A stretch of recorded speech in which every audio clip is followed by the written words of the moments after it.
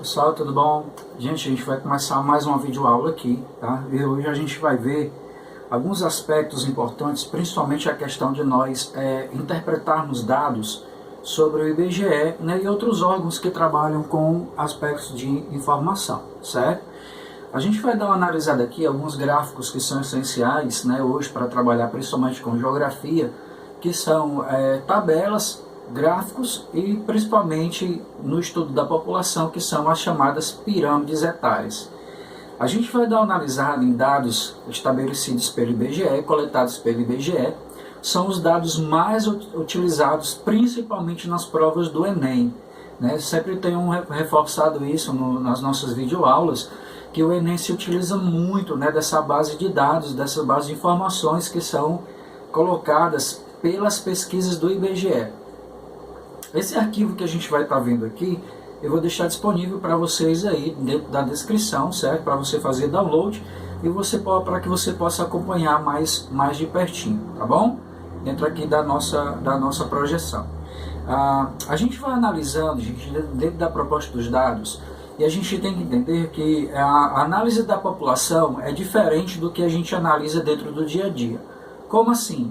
Dentro dos aspectos populacionais, geralmente a gente divide a população em criança, pré-adolescente, adolescente, jovem, moço, rapaz, adulto, melhor idade, né? Então a gente cria uma classificação imensa a respeito disso.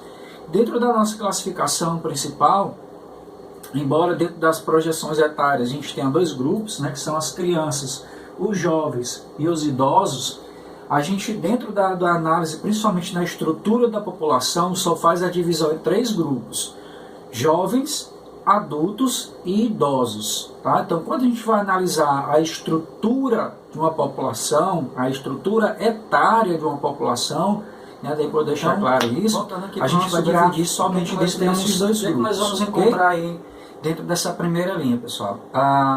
Nós vamos encontrar essa linha vermelha, né, representando a região norte. A região norte, né, ela representava, né, até o último censo, que foi em 2010, a maior elevação na taxa de fecundidade. Veja que aqui na minha aba eu tenho uma fecundidade de 0,0 e vai até 2,5. O ideal é que fique dentro dessa faixa aqui, até 2,5. O que nós temos percebido no nosso país nesses últimos anos, né, nessa década que passamos aí, 2010 a 2020, foi uma queda geral da taxa de fecundidade. O que é que isso representa para nós? Representa que as mulheres estão tendo menos filhos. E isso vai trazer um impacto mais à frente. Né? Um impacto mais à frente relacionado ao quê? Nós vamos ter um envelhecimento da população no decorrer dos anos. O normal, natural, ideal seria que a população se mantivesse.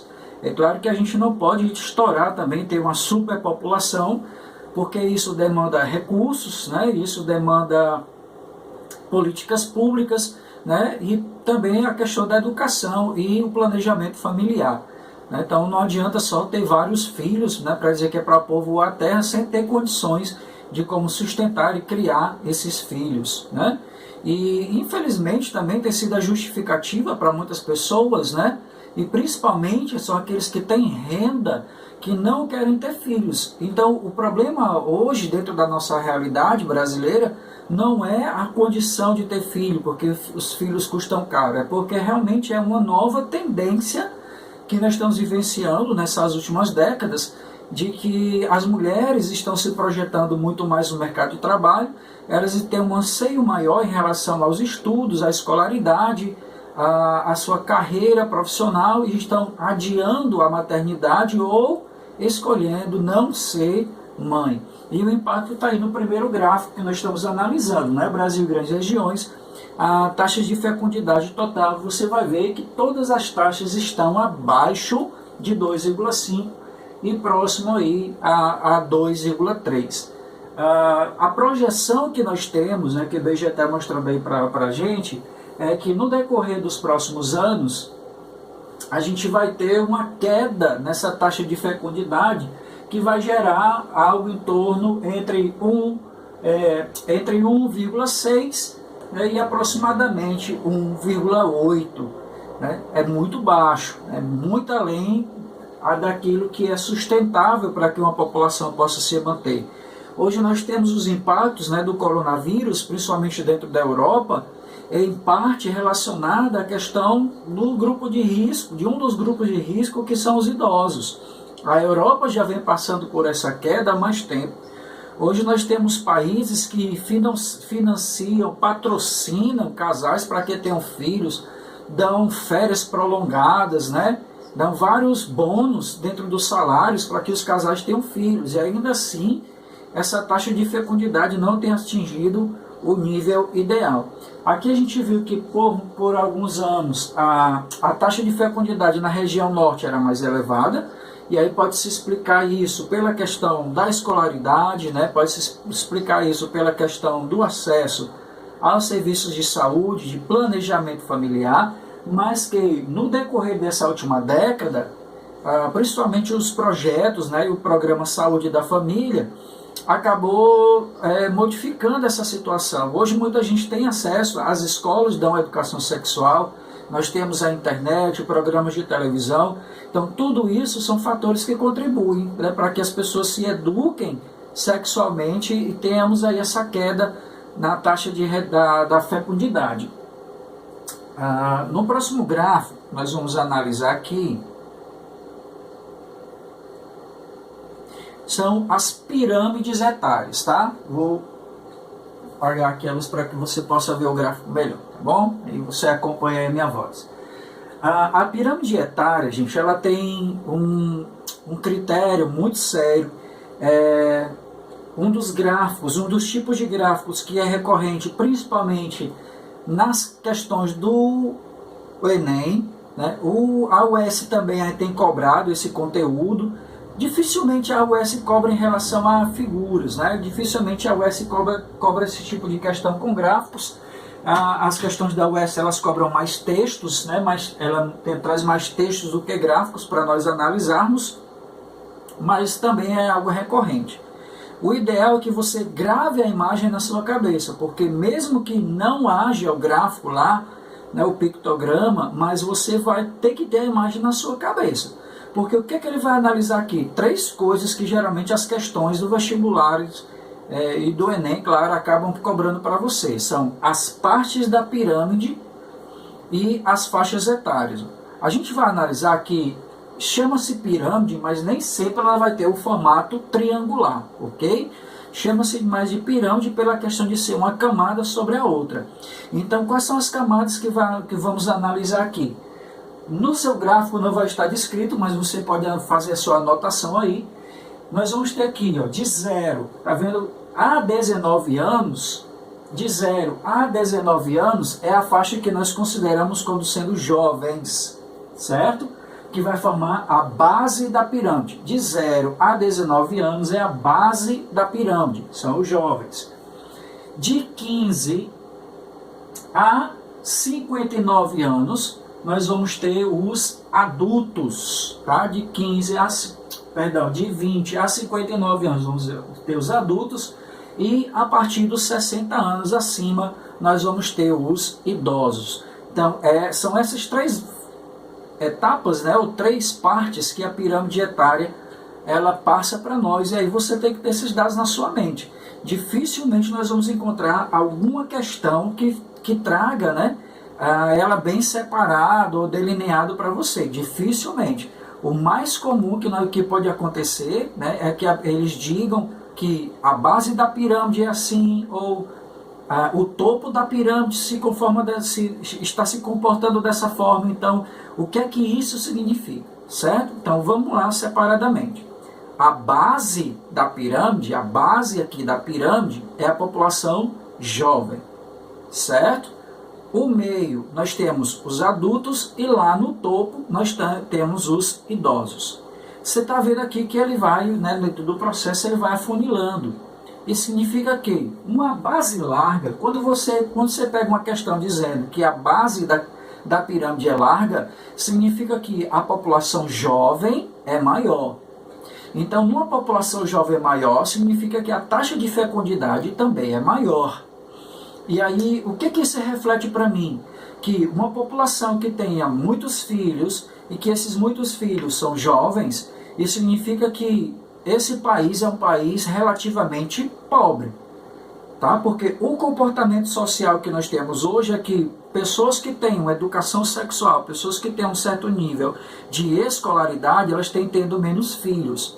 Se elas estão tendo menos filhos, a pirâmide deveria encolher, certo? Então, esse tipo de pirâmide é uma pirâmide ainda de países considerados pobres, ou, no termo que você possa trazer aí, subdesenvolvidos, ou também se aplica a alguns países chamados emergentes. Então, base larga, muitos jovens, alta taxa de fecundidade. Alta taxa de fecundidade pode significar baixo educação sexual, baixo planejamento familiar. Poderia ser aí uma característica de um país pobre. Certo? Então, a base larga, jovens. Então, olhando a pirâmide desse exemplo, que foi o censo do IBGE da década de 1980, né, que foi a década que eu nasci. Na década de 1980 ainda era comum, né, que muitas famílias, muitos casais tivessem 2 ou mais filhos. Você que nasceu, né, você que está me assistindo, que nasceu na década dos anos 2000, né, entre 2000 e 2005, né, você vai ver que você é filho único ou você tem 2 irmãos. A maior parte dos seus colegas da sala, né? A maior parte dos seus amigos, as pessoas que você conhece que nasceu na década de 2000, vai ver que vocês não têm irmãos, ou se tiver, vai ter no máximo 1 ou 2 irmãos. Mas, porém, muitos de nós da geração da década de 1980, foi muito comum que a nossa família tivesse de 4, né, a partir de 4 filhos ou mais. Né? Dificilmente nós teremos algumas famílias com 2 filhos ou menos, né? Um caso assim muito difícil para essa década, principalmente relacionado aqui no Brasil e trazendo para a realidade nossa aqui no Nordeste. Então, na década de 1980, a nossa pirâmide era bem explicitamente uma pirâmide de um país pobre. Que é que nós vamos ver, ó, uma base muito larga. E aí, à medida que eu vou para o meio, vai acontecendo que ele vai afunilando. Por que vai afunilando? Porque lá em cima eu tenho os idosos. Se a figura afunila muito lá em cima, significa que a taxa de mortalidade, ou seja, a quantidade de pessoas que morreram no decorrer daquele estudo, é alta. E aí é uma outra característica de um país pobre. Se a base é larga, mas aí quando chega lá no topo, ele afunila muito, significa que nasceram muitas pessoas, mas também morreu muita gente. Uma mudança muito brusca, né, dentro desse formato da pirâmide, gente, indica desigualdades socioeconômicas.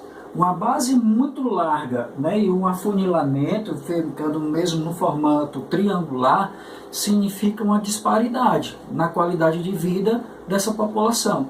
Uma vez que eu tenho uma base larga, eu tenho uma taxa de natalidade elevada, mas o topo afunilado me indica essa taxa de mortalidade também muito elevada, certo? Então, se podemos comparar aos gráficos de hoje, né, você vai ter acesso ao arquivo, a gente vai comparar essa mudança, né, que aconteceu.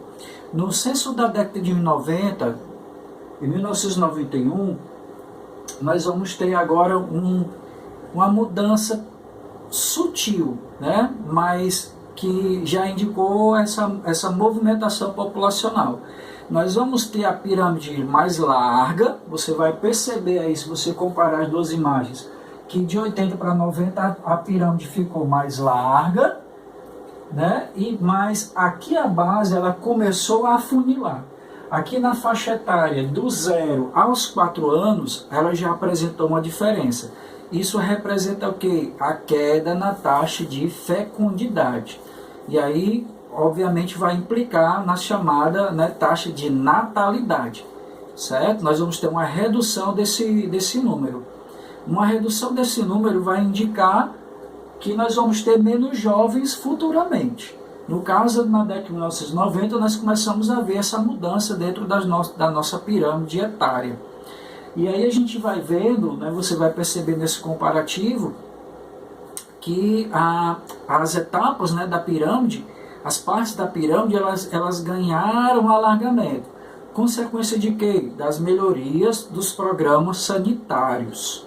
Certo? Então, a melhoria dentro do saneamento básico, do acesso à água encanada, né, da água tratada, o acesso a medicamentos, principalmente a tratamentos para verminoses, que era muito comum, né, pessoas ficarem doentes, morrerem de verminoses, principalmente por causa da disenteria, né, desidratação. Era muito comum, né, até a década de 1990, o início da década de 1990, problemas como cólera, por exemplo, né, e amebas, né, lombrigas, várias outras verminoses que hoje não são comuns, mas até o início da década de 1990 era muito comum. E aí, aliando isso à pobreza, à desnutrição, né, eram coisas que ocasionavam muitas mortes. Mas no início da década de 1990 nós vamos ter uma melhoria, principalmente no acesso, né, como já falei, à educação, aos meios de saneamento, aos medicamentos. Os tratamentos médicos evoluíram, e isso fez com que a população passasse a envelhecer mais, né? Nós vamos ter uma queda aí na taxa de mortalidade.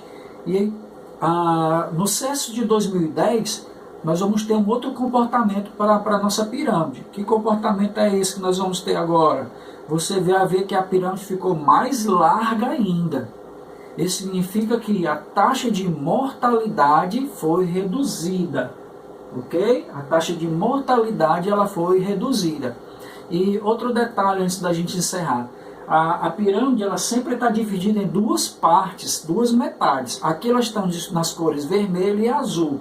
O azul representando os homens e o vermelho representando as mulheres, certo?